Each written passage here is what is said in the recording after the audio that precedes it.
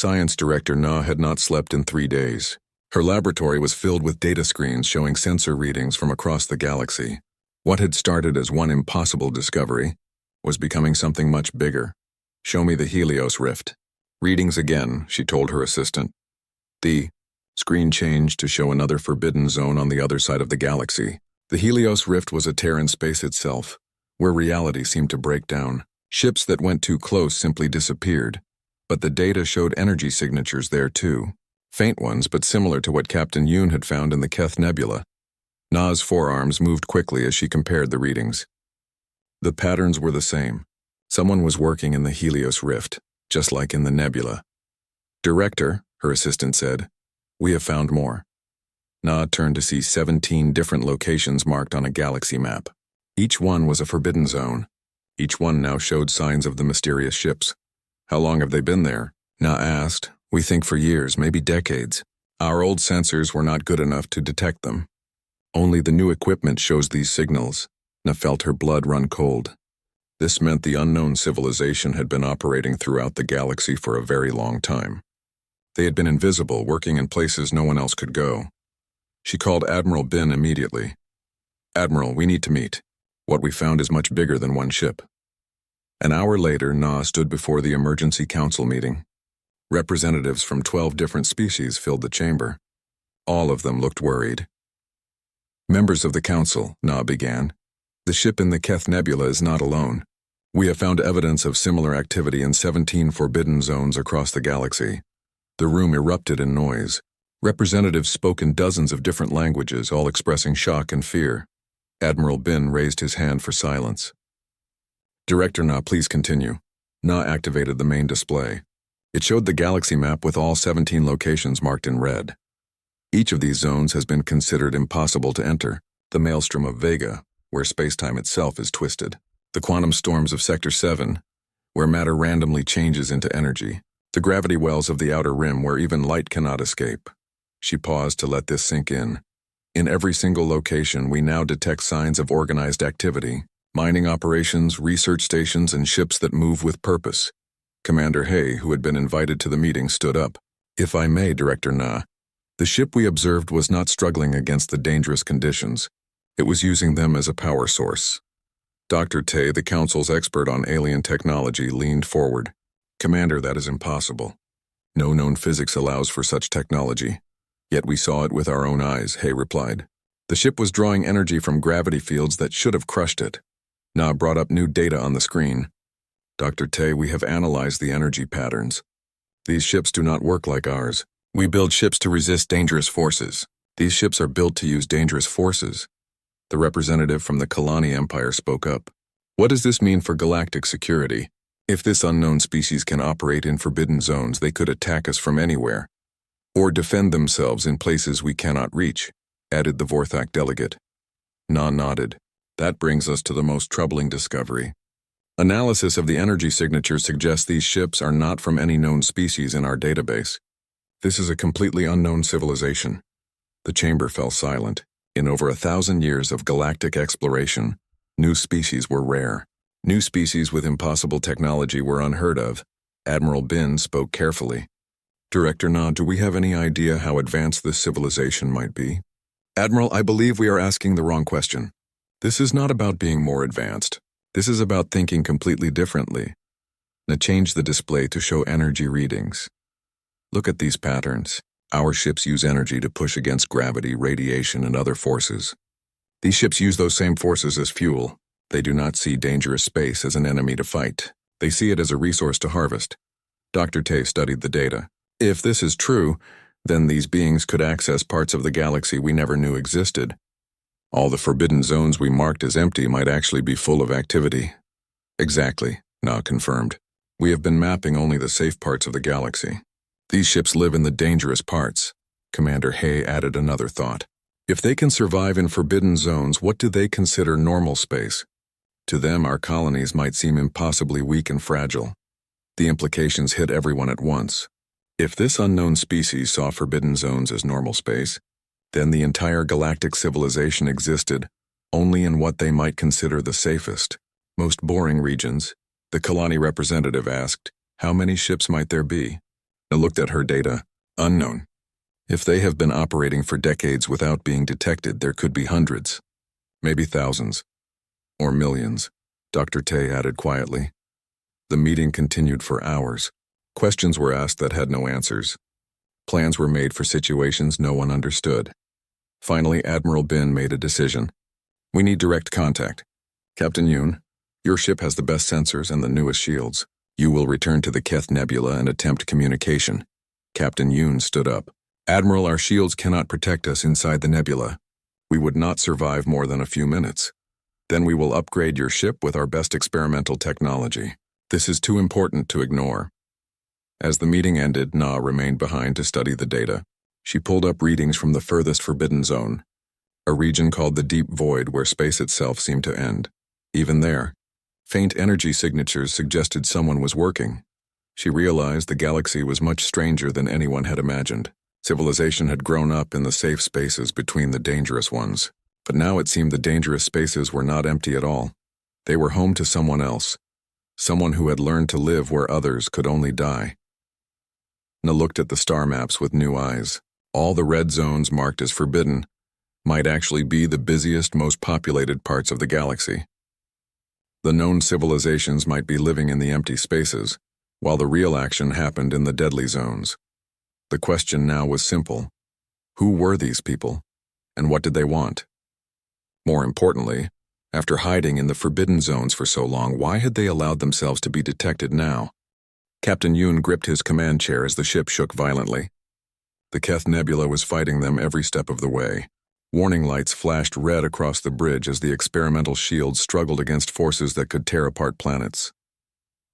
Shield power at 60%, Commander Hay reported, her voice tight with stress. We have been inside the nebula for only 10 minutes. Keep going, Yoon ordered. We need to get closer to the unknown ship. The journey had taken 3 weeks of preparation.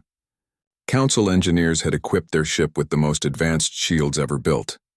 Energy barriers that had never been tested in real conditions now stood between them and instant death. It was not enough.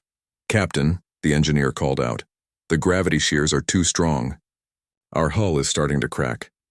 Through the main window, Yoon could see the nebula around them. Beautiful colors swirled in deadly patterns.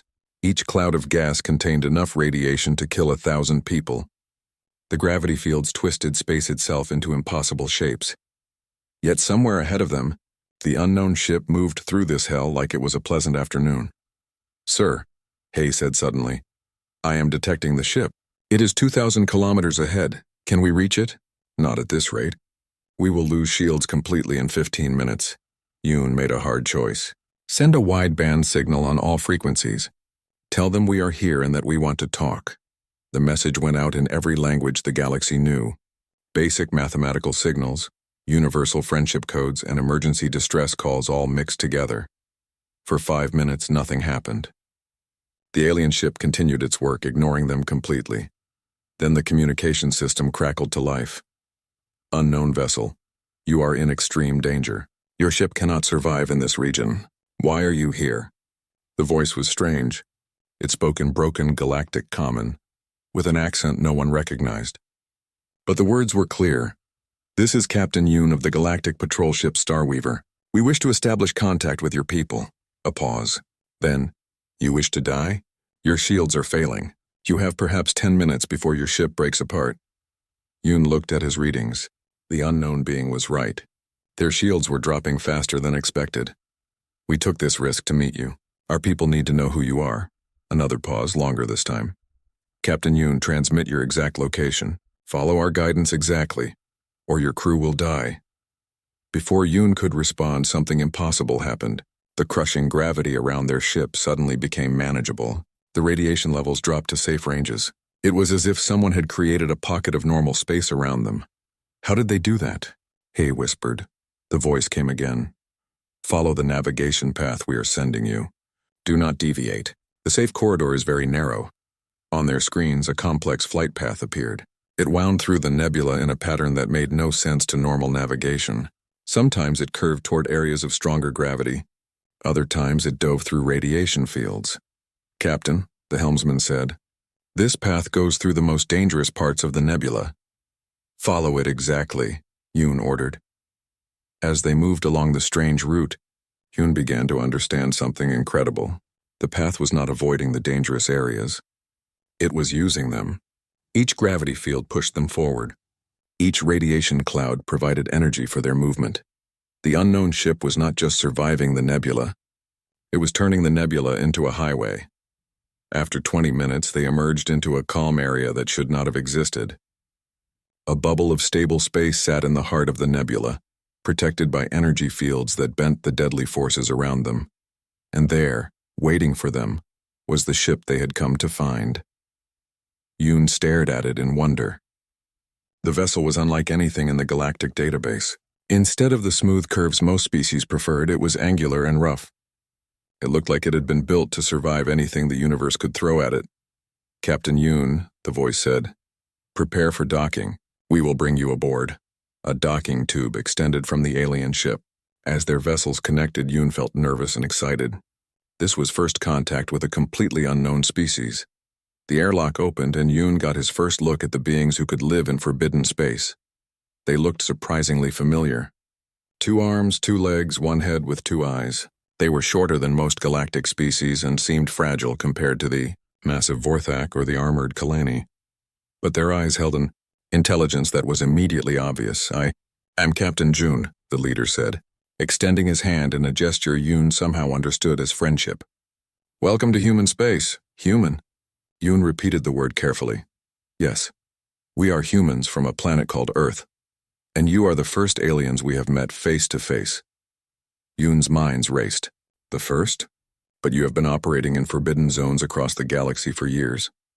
Captain Yoon smiled, an expression that somehow conveyed both humor and sadness. "We have been watching and learning, but we chose to stay hidden. Why? Because we are different. Come, let me show you something." Yoon led them through corridors that hummed with unfamiliar energy. Everything about the ship felt solid and practical. No decorations, no waste space. This was a vessel built for serious work. They arrived at an observation deck. Through the windows, Yoon could see the nebula raging around them. But from inside the ship, it looked almost peaceful. "Your people see this as a forbidden zone," Yoon said. "To us, it is prime real estate." "How is that possible?" "Humans do not adapt to environments, Captain Yoon. We adapt environments to ourselves. When we found space full of dangerous forces, we did not build ships to hide from those forces. We built ships to use them." Yoon pointed to displays showing the ship's systems. "We harvest energy from gravity fields. We use radiation as a power source. We turn quantum storms into transportation networks." Yoon studied the readings. The technology was beyond anything he understood, but the principle was simple. Instead of fighting the universe, humans had learned to dance with it. "How long have you been doing this?" "Since we first reached space. Earth is in a system you probably consider mildly dangerous. We learned early that the universe was not built for comfort, so we built ourselves for the universe." The implications hit Yoon like a physical blow. "You mean all the forbidden zones are full of human colonies, research stations, and mining operations?" "Yes." Yoon's expression became serious. "Captain Yoon, we allowed you to find us because we have detected something that threatens us all.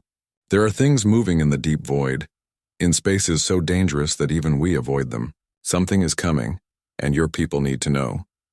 Yoon felt the weight of history on his shoulders. First contact with a species that lived in impossible places, technology that could revolutionize galactic civilization, and now a warning about something even more dangerous. "What kind of threat?"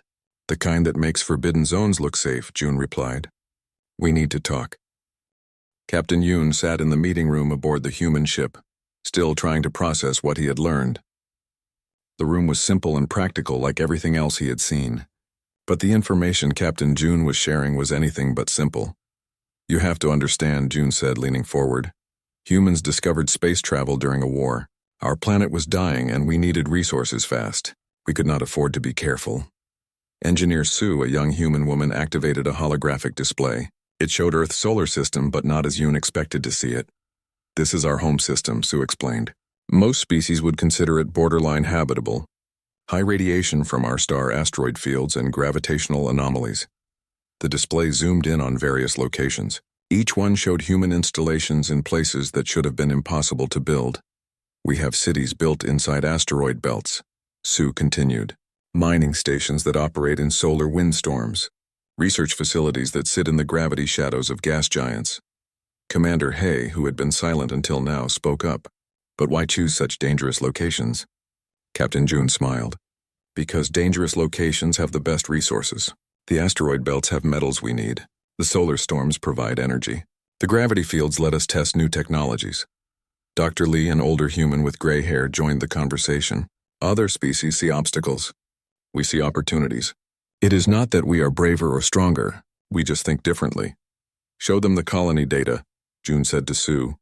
The display changed to show a galaxy map. But this one was very different from what Yoon knew. Where galactic maps showed forbidden zones as empty red areas, this map showed them filled with human settlements. We have been exploring for 70 years, Dr. Lee explained. In that time, we have established colonies in over 400 systems. Most of them are in regions your people consider impossible to reach. Yoon stared at the display. 400 colonies. How many humans are there? About 50 billion spread across the galaxy, June replied casually. The number hit Yoon like a physical blow. Most galactic species had populations in the millions or low billions. Humans had been quietly building a civilization larger than the entire Galactic Council. Where do you get the population to fill so many colonies? Earth is still our main world, Dr. Lee said. But our colonies are self-supporting. When you can live in any environment, population growth becomes much easier. Sue brought up images of human colonies. Yoon saw cities built inside the event horizons of black holes, using Hawking radiation as a power source. Research stations floating in quantum storm regions where matter and energy constantly changed forms. Mining operations in the cores of neutron stars. Each image showed humans not just surviving, but thriving in conditions that would instantly kill any other known life form. How is any of this possible? Commander Hay asked. Adaptive technology, Engineer Sue explained.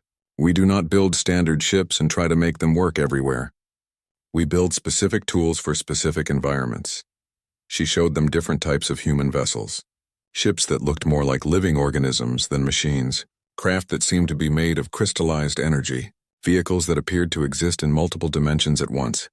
Each design is created for its environment. Ships for gravity wells work differently than ships for radiation fields. Tools for quantum storms are not the same as tools for normal space. Dr. Lee added, most species try to make the universe safe for themselves. We make ourselves suitable for the universe. Captain Yoon struggled to understand the implications. If you have this technology, why did you hide from us? Captain June's expression became serious. Because we learned early that other species fear what they do not understand.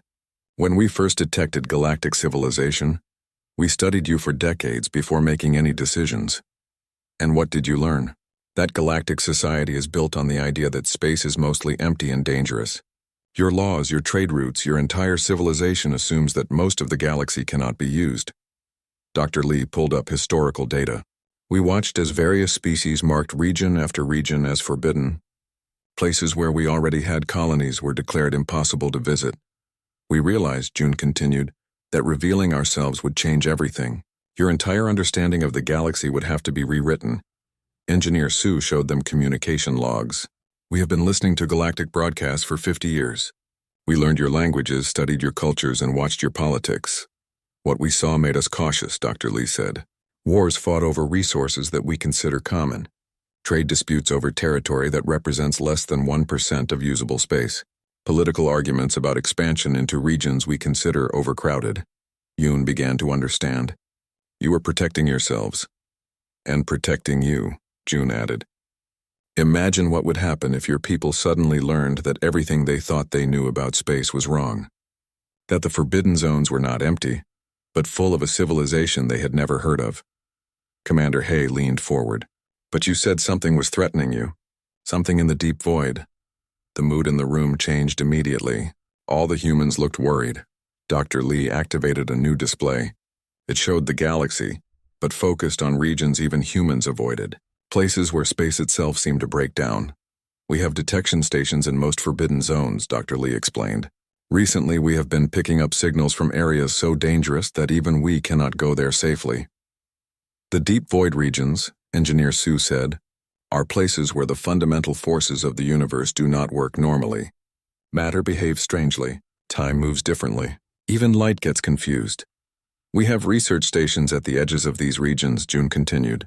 For the last 6 months, we have been detecting movement. Something is active in the deepest parts of space. Captain Yoon felt a chill. What kind of movement? Unknown. But whatever it is big, and it is heading toward normal space. Dr. Lee pulled up energy readings that meant nothing to Yoon, but clearly worried the humans. Our best analysis suggests these entities existed before the current universe formed. They have been sleeping in the deep void, but something has awakened them. Why are you telling us this? Commander Hay asked. Captain June stood up and walked to the window. Outside, the nebula continued its deadly dance. Because when they arrive, the difference between humans and other galactic species will not matter. We are all equally fragile compared to what is coming. He turned back to face them. We need to work together. Your people have technologies we lack. Your political systems could help coordinate a defense. And most importantly, you have something we gave up long ago. What is that? The ability to unite different species toward a common goal. Humans are good at surviving in impossible places, but you are good at bringing different peoples together, Engineer Sue added quietly. We think we will need both skills for what is coming. Captain Yoon realized that first contact had become something much more important. It was not just about meeting a new species. It was about preparing for a threat that could destroy everything they had built. What do you propose? A gradual introduction, Dr. Lee said. We share some of our technology with your people. You help us establish formal contact with the Galactic Council. Together we prepare for whatever is coming from the deep void. Captain June returned to his seat. The age of hiding is over, Captain Yoon. For better or worse, humans are now part of galactic civilization. And just in time, he added grimly, because the galaxy is about to become a much more dangerous place. 3 months after first contact, the galaxy was a very different place. Admiral Bin stood in the main council chamber, looking at a map that had been completely redrawn. Where red forbidden zones once marked empty space, green indicators now showed human territories. The numbers were staggering. 50 billion humans in 400 colonies.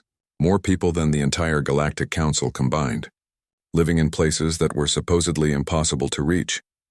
The economic implications alone are revolutionary, reported Trade Minister Cole, a member of the Vorthak delegation. Humans have access to resources we never knew existed. Exotic matter from black hole ergospheres, quantum crystallized energy from storm regions, materials that exist only in gravity wells. Captain Yoon, now promoted to Special Liaison for Human Affairs, entered the chamber with Ambassador Jin, Earth's first official representative to the galaxy. Ambassador Jin was a calm woman who seemed comfortable everywhere, even in a room full of alien species who still struggled to understand her people. Ambassador, Admiral Bin said, the Council has reviewed the technology sharing proposals. We have some concerns, Jin nodded. I expected you would. Humans are offering access to environments your people consider deadly. That is naturally worrying. It is not just about safety, said the Kalani representative. Your people have been operating secretly for decades. How do we know you are not planning something hostile? Captain Yoon spoke up. With respect, Council Member Vell, humans could have attacked us at any time. They chose instead to save my ship when it was dying in the nebula. Nevertheless, Admiral Bin said carefully, we need guarantees, safeguards, some way to ensure this partnership benefits everyone. Jin smiled, an expression that somehow looked both friendly and slightly dangerous. Admiral, I think you misunderstand our position. Humans are not asking to join your civilization. We are offering to let your civilization join ours. The chamber fell silent. After a moment, Jin continued, look at the real numbers. Humans control access to 70% of the galaxy's usable space. Every forbidden zone you marked as empty is actually territory we have been developing for decades. She activated a holographic display showing resource distribution across the galaxy. Your entire civilization exists in what we consider the safest, most boring regions of space. You have been living in our nature preserves. The implications hit everyone at once. The Galactic Council was not the dominant power they thought they were. They were a small civilization that had grown up in the spaces between a much larger human empire. Dr. Tay, the Council's technology expert, asked, why reveal yourselves now?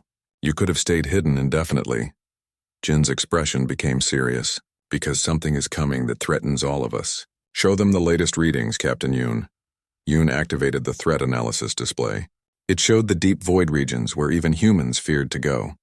Energy signatures that had been growing stronger for months. Human deep space monitors have detected massive movement in the cosmic void, Yoon explained. Entities of unknown origin are approaching normal space. How massive? Asked Admiral Bin, planet-sized. Possibly larger, and there are many of them. Jin continued the briefing. Human scientists believe these entities are older than the current universe. They have been dormant in regions where space itself breaks down. Something has awakened them. What could wake beings that old? Asked Minister Cole. We think it was us, Jin said quietly. Human expansion into forbidden zones may have disturbed something that was meant to stay asleep. The weight of responsibility settled over the chamber. Humanity's aggressive expansion into dangerous space might have triggered a threat to everyone. What do these entities want? Asked the Kalani representative. Unknown. But they are moving toward inhabited space. Our best estimates give us 18 months before they reach the outer colonies. Admiral Bin stood up. What are you proposing? Ambassador Jin looked around the chamber at representatives of 12 different species. Full integration. Humans will share our survival technologies with all galactic species. In return, you coordinate the defense of normal space while we handle operations in the dangerous regions. You want us to become partners, Admiral Bin said. We want to survive, Jin replied. And for that, we need each other. Captain Yoon pulled up the defense proposal that had been developed by human and galactic engineers working together. Humans excel at operating in extreme environments, he explained. But galactic species have experience in large-scale cooperation and resource coordination. The plan is simple, Jin continued. Humans establish monitoring stations in the deep void to track the approaching entities. Galactic forces coordinate the defense of populated systems. Everyone shares technology and information. Minister Cole studied the proposal. This would require unprecedented cooperation. Species that have been enemies for centuries would need to work together. Yes, Jin agreed. Humans learned long ago that the universe is too dangerous for any species to face alone. It is time for the galaxy to learn the same lesson. The debate continued for hours. Some representatives worried about human dominance. Others feared that cooperation would lead to cultural absorption. A few questioned whether the threat was real. In the end, it was Captain Yoon who convinced them. 3 months ago, I thought I knew the galaxy, he said. I thought space was mostly empty, with small pockets of civilization connected by dangerous voids. He gestured to the new galactic map. Now I know the truth. The galaxy is full of life, but most of it exists in places we never thought to look. Humans did not conquer the forbidden zones. They made the forbidden zones into home. He looked around the chamber. When the entities from the deep void arrive, they will not care about our politics or our fears. They will not distinguish between human space and galactic space. We are all in the same danger, and, he added, we all have the same chance to survive it, together. The vote was close, but it passed. The Galactic Council agreed to the integration proposal. 6 months later, Captain Yoon stood on the observation deck of the first joint human galactic research station. It was built in the stellar graveyard, a region where dead stars created gravitational anomalies that had been considered impossible to navigate. Commander Hay joined him, now serving as the station's first officer. The first deep void expedition launches tomorrow, she reported. Human ships will carry galactic scientists into regions where space itself becomes unstable. Any word from the monitoring stations? The entities are still approaching. 17 months until they reach inhabited space. But the joint research teams are making progress. Yoon nodded. Through the window, he could see ships from dozens of species working together in space that had been forbidden just months earlier. Has it been worth it? He asked. Learning that everything we thought we knew was wrong? Yoon considered the question. The galaxy was much stranger and more dangerous than anyone had imagined. But it was also much larger and more full of possibilities. Ask me after we survive the next 2 years, he said. But yes, I think it has been worth it. Ambassador Jin appeared beside them, looking out at the mixed fleet. Any regrets about revealing yourselves? Yoon asked her. Jin was quiet for a moment. Humans spent 70 years hiding in the dangerous parts of space. We became very good at survival, but we forgot how to hope. She pointed to a group of ships where human and alien crews were working together. Watching your species learn to work together reminds us that survival is not the only goal. Sometimes you have to risk everything to build something better. The communication system announced the departure of the Deep Void expedition. Ships designed by human engineers and crewed by galactic volunteers moved into space so dangerous that reality itself became uncertain. "Whatever is coming from the Deep Void," Jin said, "it will find a galaxy that is united and ready." "United and ready," Yoon repeated. 6 months ago, those words would have been impossible to imagine. Now they represented the only hope for everyone in the galaxy. As the expedition ships disappeared into the cosmic darkness, Yoon realized that humanity's greatest gift to the galaxy was not their technology or their survival skills. It was their absolute refusal to accept that anything was impossible. And, in the face of entities older than the universe itself, that refusal might be exactly what everyone needed to survive. Captain Yoon stared at the screen in front of him. His 4 eyes blinked slowly as he tried to understand what he was seeing. The display showed something that should not exist. Deep inside the Keth Nebula, his sensors had found a ship. This was impossible. The Keth Nebula was a forbidden zone. No ship could survive there. The gravity was too strong. The radiation would kill any living thing in minutes. Even the strongest ships would be crushed like paper. "Commander Hay," Yoon called to his second officer. "Check the sensors again." He moved her 6 arms quickly over the control panel. Her green skin turned pale as she read the results. "Captain, I have checked 3 times.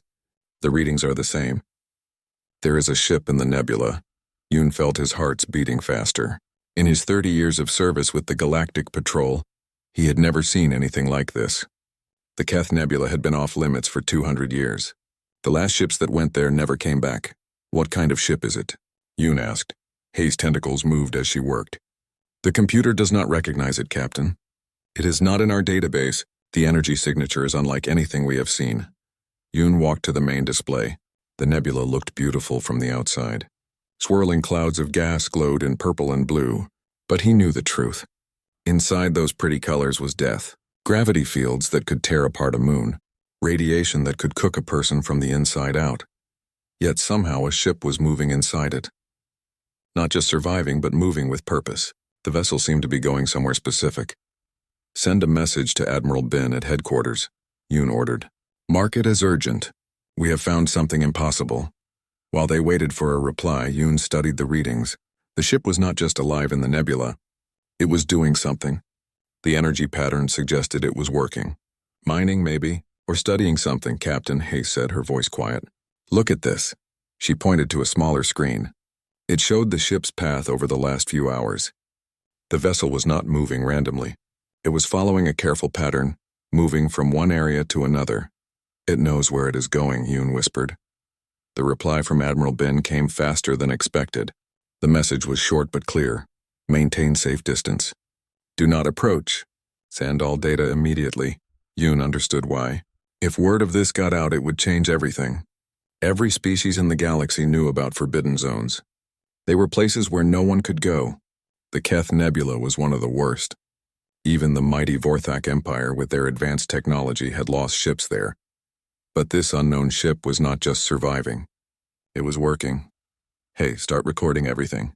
I want detailed scans of that ship." "Yes, Captain. But our sensors can only see so much from this distance. The nebula blocks most of our readings," Yoon nodded.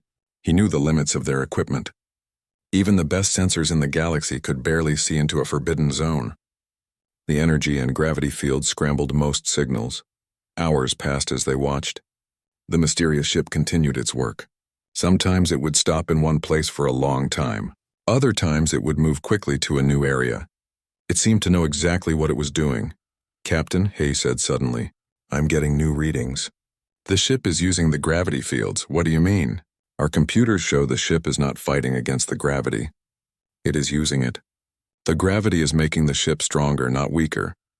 Yoon felt a chill run through his body. This was beyond anything he had learned in the academy. Every ship he knew used energy to fight against gravity. They pushed against it to move. But this ship was doing the opposite. How is that possible? "I do not know, Captain. But the readings are clear. The ship is taking energy from the nebula itself." The communication system beeped. Another message from Admiral Bin. Council emergency meeting called. Return to base immediately. Say nothing to anyone. Yoon knew what this meant. The discovery was too important to handle normally. The Galactic Council would need to decide what to do. As they prepared to leave, Yoon took one last look at the display. The unknown ship continued its work, moving through deadly space like it was perfectly safe. Hey, in your opinion, how advanced would a civilization need to be to build such a ship? Hay was quiet for a moment. Captain, I do not think it is about being advanced. I think whoever built that ship thinks differently than we do. They see the nebula as helpful, not dangerous. On the journey back to headquarters, Yoon could not stop thinking about what they had seen. Every species in the galaxy had the same basic approach to space travel. They built strong ships and powerful shields to protect against the dangers of space. But the ship in the nebula was different. It was not protecting itself from the dangerous forces. It was using them. When they arrived at the space station, Admiral Bin was waiting. The old commander's blue skin was darker than usual, a sign he was worried. Captain Yoon, what you found today changes everything. We need to know who built that ship and how many more there might be. Admiral, do you think there could be more ships like it? Bin was quiet for a long moment. Captain, if one civilization can build ships that work in forbidden zones, they might have access to parts of the galaxy we never knew existed. They could be anywhere. Yoon realized the truth. The galaxy was much bigger than anyone had thought. All the forbidden zones, all the places marked as impossible to visit might not be empty after all. Somewhere out there was a civilization that had learned to live in the most dangerous places in space. And now they had been discovered.